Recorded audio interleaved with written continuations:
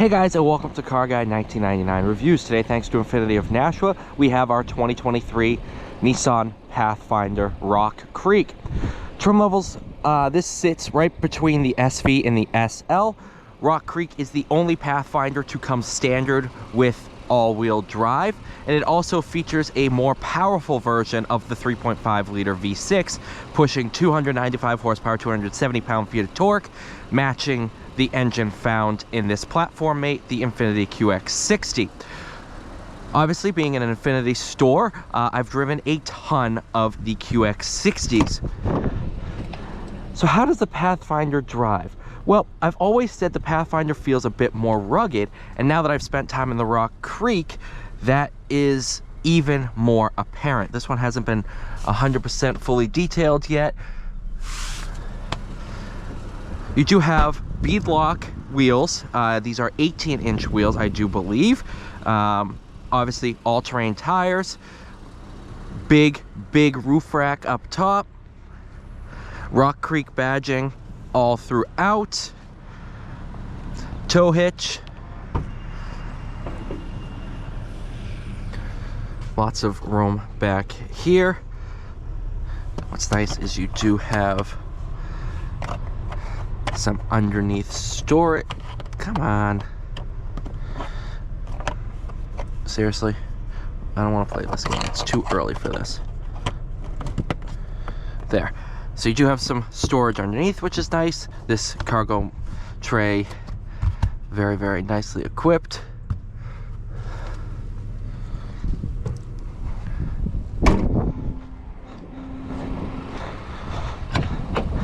Interior, you have leather lined seats, Rock Creek on the seats. Rock Creek here. Rock Creek was available on the previous gen Pathfinder, but it was purely an appearance pack. This one is an appearance pack plus. Revised suspension, slight lift, obviously different front fascia, different wheels, different tires, and all the nice appearance related items here.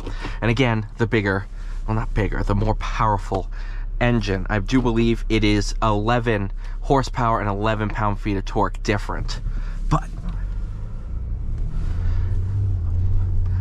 big change for the Pathfinder and the QX60 is the addition of a 9-speed torque converter automatic. That's a huge thing in my book. I did like the CVT in terms of its power delivery. Talking to some of the people from INFINITI, they did say that power delivery was better with the CVT. However, let's be honest, you're buying one of these not for peak performance. You're buying one of these to be a luxurious, or a, in this case, capable 3-row SUV. And the 9-speed just suits that characteristic a little bit better. I do like the fact that this is an NA V6 in a world of turbocharged 4 cylinders in cars like this, such as the Ford Explorer. A lot of the trim levels feature a 2-liter or 2.3-liter turbo 4. Yeah, it's days of this engine are numbered. Engines like this as well. So I think it's definitely nice and refreshing to have that 3.5 while we do.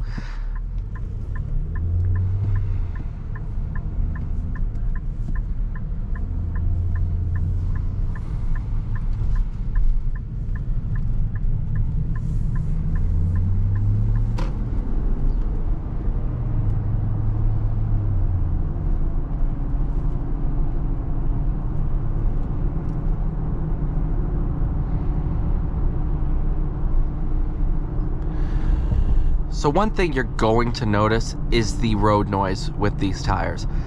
I wouldn't say it's a compromise. If you're listening to the radio, you are not going to really notice it. And if you're on a road trip having a conversation with family, you are not going to notice the added noise of the tires. I would take that, but I really don't want to scrape anything on this.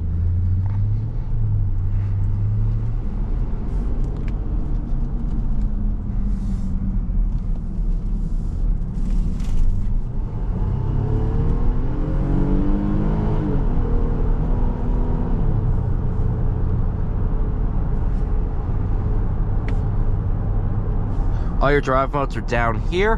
We'll work through them. You got sand, mud, rut, snow, auto, eco, sport, and tow. You do have downhill descent control, being an off-road focused trim level. That is a very welcome addition.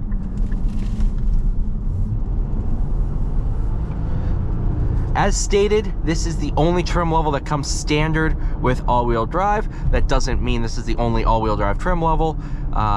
All the other trim levels come standard as front-wheel drive. This is the only, with all-wheel drive optional. Now, based in New England, you're really not going to see a front-wheel drive Pathfinder for sale. Brand new, almost all the dealerships up here are going to be all-wheel drive. Allocations, I should say.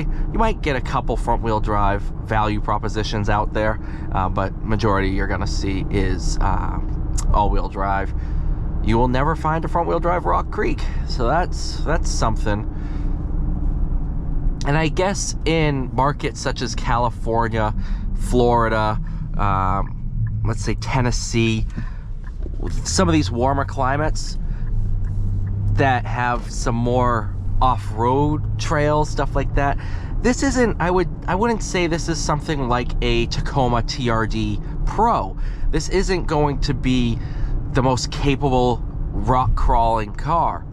This is kind of something for people who go camping, who might go off the beaten path a couple times, but it's not gonna be a rock crawler. That's not what it was designed to be. It's designed to be a tough, rugged, good looking, I do like the looks of this, it stands out amongst the crowd, SUV. And I think with the tow pack, towing a camper, and going down some camping trails, this is gonna feel right at home, and that's what it was designed to do.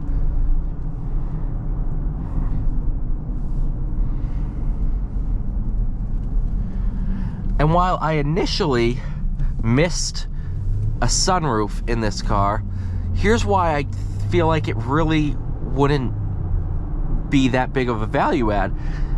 You see the roof rack up top, and this is supposed to be something for an adventurous family. Adventurous families, they go skiing, they go surfing, they go biking. So no matter what you do, you're going to have stuff 90% of the time up on top in the roof rack and stuff like that. And also, I believe the roof was designed to fit that roof rack, and the way it was designed, the loading weight with the sunroof, it was just not really feasible, if I do remember correctly. So it all just works to suit the overall package that's here. You want a sunroof? Get a SL, get a Platinum. Those options exist. I do think the Rock Creek is enough of a difference to make me feel like it is a different variation of the Pathfinder, almost like a Pathfinder Sport, kind of like what they did with the Rogue and the Rogue Sport. They were similar but different. That's kind of what I feel like is the case here. It's a really, really good car. I do love it, and I think it's a great option. And I'm curious to see how long we have this one, because just got it in. I haven't even pictured it yet. So we have to get it fully detailed, and then I'm gonna take pictures of it, post it online. We have a black one as well for right now, with probably more coming in. So I'm curious to see what this thing, how this does, and how people, once they start driving it, some of the feedback that we get. So thank you guys so much for watching. Please like, share, subscribe. I'll see you all in the next one.